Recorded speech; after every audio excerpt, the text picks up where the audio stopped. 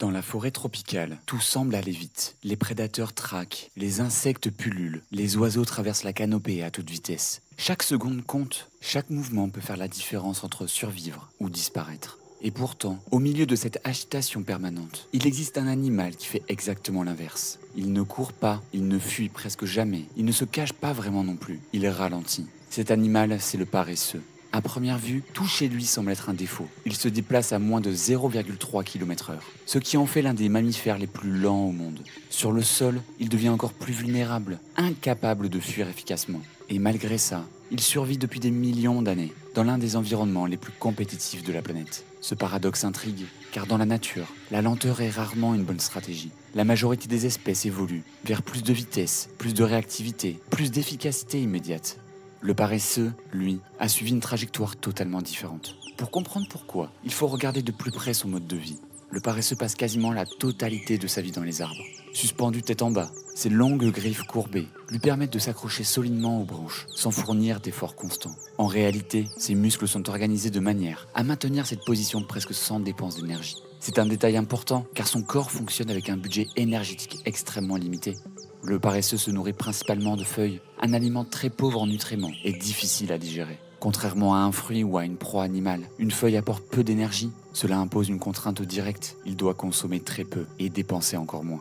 Tout son mode de vie en déroule. Son métabolisme est parmi les plus bas chez les mammifères, varie davantage que celle des autres espèces, ce qui réduit encore ses besoins énergétiques.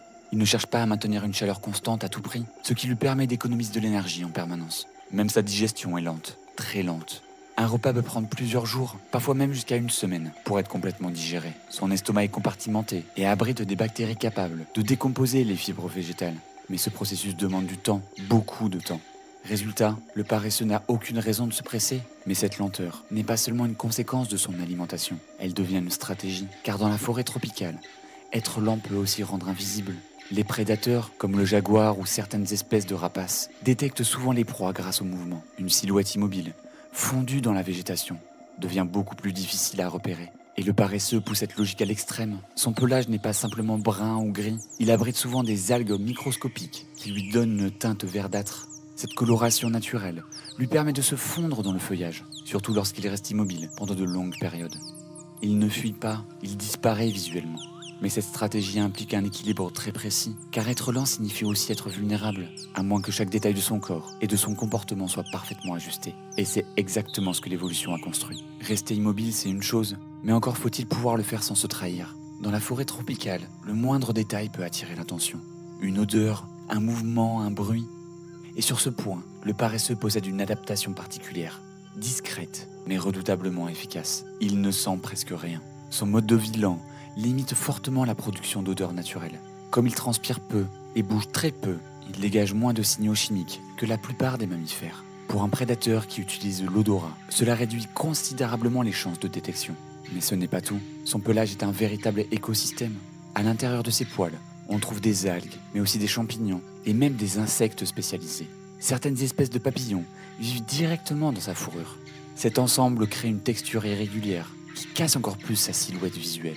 De loin, il ne ressemble pas vraiment à un animal, il ressemble à une branche. Et dans une forêt dense, pleine de formes végétales similaires, cette illusion fonctionne. Mais cette lenteur impose aussi des contraintes physiques importantes. Se déplacer suspendu, la tête en bas, demande une structure adaptée. Les membres du paresseux sont longs, et ses griffes peuvent mesurer jusqu'à 8 à 10 cm. Elles ne servent pas à attaquer, mais à s'accrocher. Leur courbure permet de se suspendre, sans effort musculaire constant. C'est un point clé. Chez la plupart des animaux, rester suspendu demande de l'énergie. Chez lui, la structure du corps fait le travail à sa place. Même en dormant, il reste accroché. Et il dort beaucoup, en moyenne entre 10 et 15 heures par jour. Parfois plus selon les conditions. Ce repos prolongé n'est pas un luxe, c'est une nécessité. Moins il bouge, moins il consomme d'énergie. Mais il doit quand même se déplacer, et c'est là que sa lenteur devient encore plus stratégique. Lorsqu'il passe d'un arbre à un autre, il ne le fait pas au hasard, il choisit des branches proches, évite les mouvements brusques, et limite les déplacements au strict nécessaire. Chaque trajet est optimisé, car descendre au sol est extrêmement risqué. Sur la terre, le paresseux perd presque tous ses avantages. Il devient lent, exposé, incapable de se défendre efficacement. Et pourtant, il y descend régulièrement, environ une fois par semaine. Mais pourquoi prendre un tel risque ? Eh bien pour une raison très précise, déféquer. Le paresseux descend au pied des arbres, creuse légèrement au sol, puis dépose ses excréments avant de remonter. Ce comportement reste encore en partie mystérieux, mais il semble jouer un rôle dans son écosystème. Les insectes présents dans sa fourrure, notamment certains papillons, utilisent ces excréments pour se reproduire. Le cycle est bouclé, les larves se développent au sol, puis les adultes remontent dans le pelage du paresseux. Ce lien entre l'animal et son environnement est extrêmement spécifique, mais il a un coût. Pendant ces quelques minutes au sol, le paresseux est vulnérable. C'est souvent à ce moment-là que surviennent les attaques de prédateurs. Et malgré ce risque, ce comportement persiste. Même dans un système optimisé, certaines contraintes biologiques restent incontournables.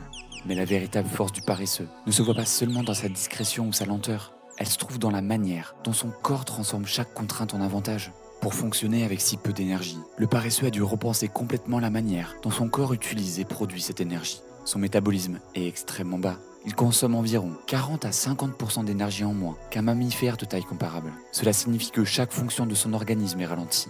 Digestion, circulation, activité musculaire. Mais cette lenteur interne n'est pas un défaut, c'est une optimisation.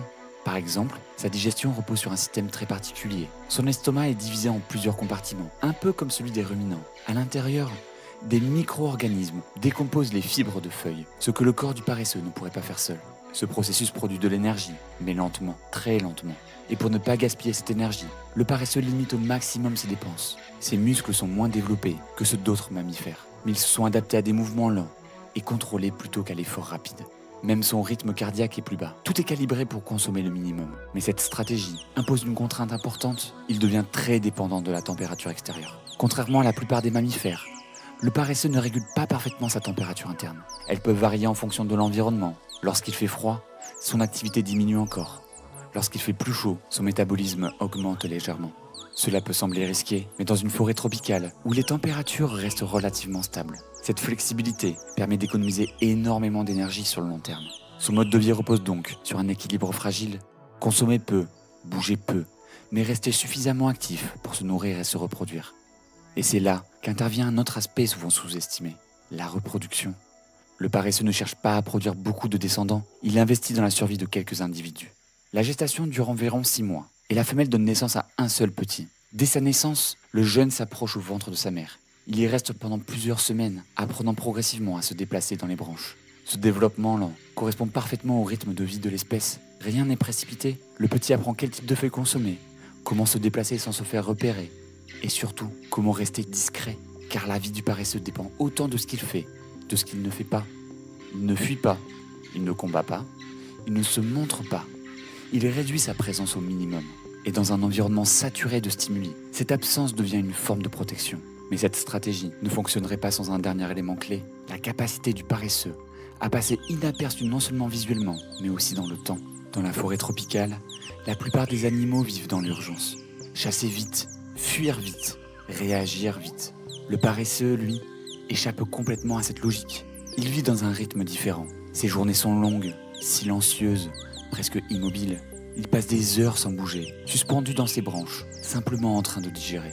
Ce n'est pas de l'inaction, c'est une manière de réduire au maximum son exposition au danger. Car plus un animal bouge, plus il est visible. En ralentissant tout, le paresseux réduit sa présence dans l'environnement. Il ne crée presque pas de perturbations, pas de bruit, peu de mouvement, peu d'odeur. Il devient une partie du décor. Mais cette stratégie fonctionne parce que tout est cohérent.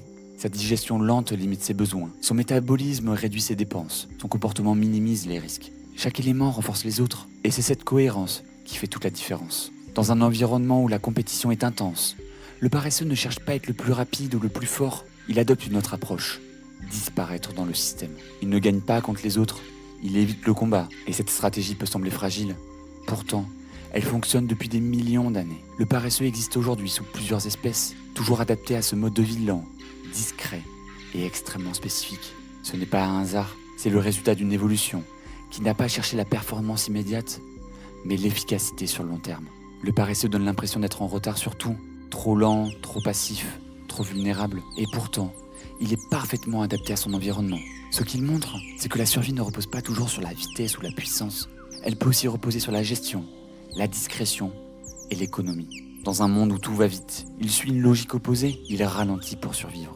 Et c'est précisément cette lenteur, souvent perçue comme une faiblesse, qui devient, dans son cas, une stratégie remarquablement efficace. Un animal qui ne domine pas la forêt, mais qui s'y fond parfaitement. Merci d'avoir regardé cette vidéo. On se retrouve très bientôt pour comprendre et analyser un nouvel animal dans son environnement d'origine. À très bientôt.